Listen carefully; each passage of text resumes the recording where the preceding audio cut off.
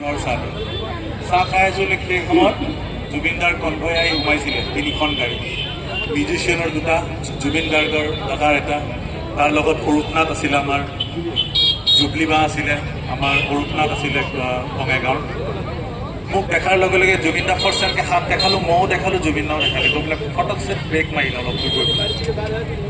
মই দৌৰি গ'লোঁ দাদাৰ ওচৰত। দাদাই কৈছে ইমান ৰাতিপুৱা ইয়াত যে?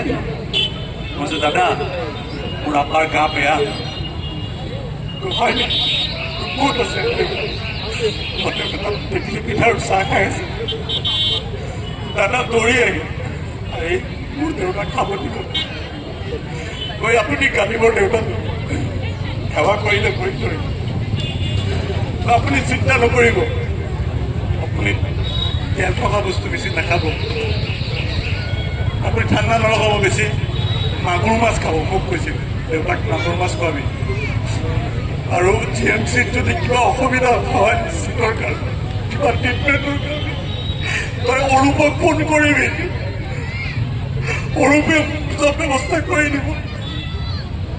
জুবিনদা বুকুত সাৱটি, দেউতাক সাৱটি ৰাখিছিলে। দেউতা জুবিনদাক আশীৰ্বাদ দিছে, তুমি কালিক যেনেকৈ ল'ৰা, তুমিও মোৰ ল'ৰা দিছিলে, তুমি বেছি বাবা ড্ৰিংক নকৰিবা।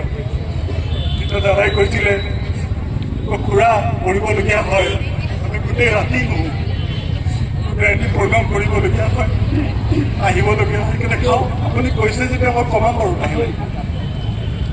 আপুনি ধৰি কান্দি পেলাই আশীৰ্বাদ লৈছে।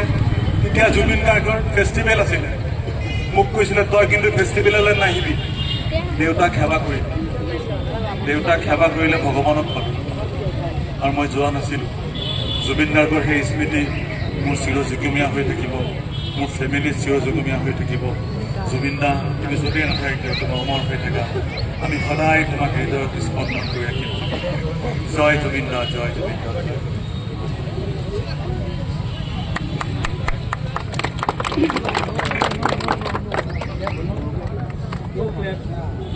ধন্যবাদ।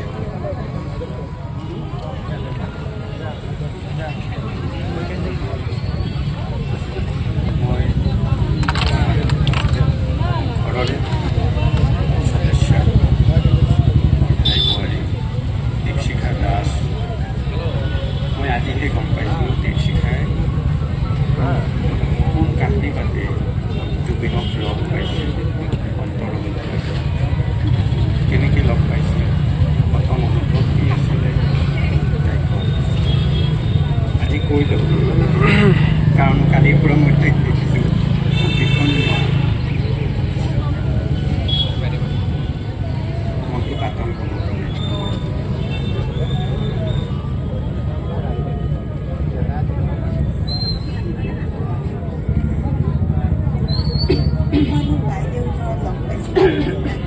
মই জনাই নাছিলোঁ যে ইমান স্বনামধন্য গায়ক জুবিনদা তেওঁ হয়। মই বাইদেউক দেখিছিলোঁ, বাইদেউ তেনেকৈ যে ভাত খাই আছে, সেই পাগল মানুহজন কোন হয় ন? বাইদেৱে কৈছিলে তই যে গান শুনি ভাল পাওঁ সেইজনেই হয়।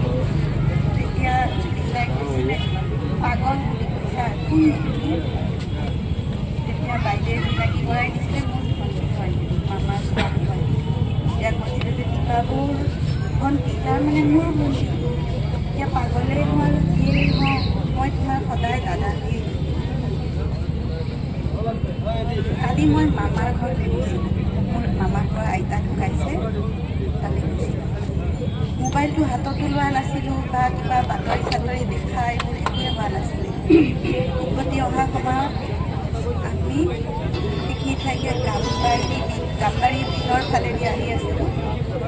তাত কালি BPFৰ এখন মিটিং আছিল, তাৰ কাৰণে বাটত কিমান জাম, আমি গাড়ী ৰখি আছে। তেনেকুৱা সময়ত ঘৰৰ পৰা নেহাই ফোন কৰিছে বোলে ভাবি তুমি এটা কথা জানা, জুবিন গাৰ্গ গাইছিল। মই কিবা কথাটো সঁচা মিছা একো বুজিবই পৰা নাছিলোঁ। অকণমান পিছত ভাইটিক ফোন কৰিলোঁ, ভাইটি কলকাতাত থাকে, কামত ব্যস্ত। তাক সুধিলোঁ ভাইটি জুবিন ঢুকাইছে বোলে। তেতিয়া কয় কোন জুবিন? জুবিন নেওতিয়াল নেকি? মই কৈছোঁ নহয় আমাৰ জুবিন। তেতিয়া কয় ধেৎ কি কৈছা বুলি কৈ ফোনটো সি কাটি দিলে। তাৰপিছত ইফালে সিফালে খবৰ লৈ গম পালোঁ বাতৰিটো সঁচা। তাৰপিছৰ পৰা নাজানো কিবা যেন এখন মাও তেনেকুৱা হৈ গ'ল। দেউতাই ৰলটো কৰিলে, ৰলটোৱেও কিবা ক'লে দেউতাক। তাৰপিছৰ পৰা দেউতাই জুবিনৰ গান শুনি আহিছে আৰু কান্দি কান্দি আহিছে। মায়ে কৈছে মই যে সদায় গালি পাৰি থাকোঁ ল'ৰাটোক, ইমান গালি পাৰোঁ বোলে, ইমান চঞ্চল, সি ক'ত যে কি কৰি থাকে, এতিয়া গালি পাৰিবও নহয়। নাজানো কালিৰ পৰা যে কি লাগিছে এটা, সঁচাকৈয়ে নোহোৱা হৈ গ'লনে? আৰু সঁচাকৈয়ে কেতিয়াও দেখা নাপামনে মানুহ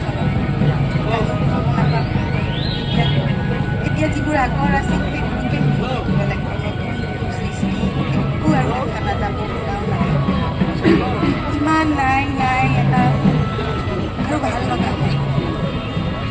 অসমে কি হেৰুৱালে আৰু কেতিয়াও পাব নাপাব হয়তো আৰু কেতিয়াও নাপাব।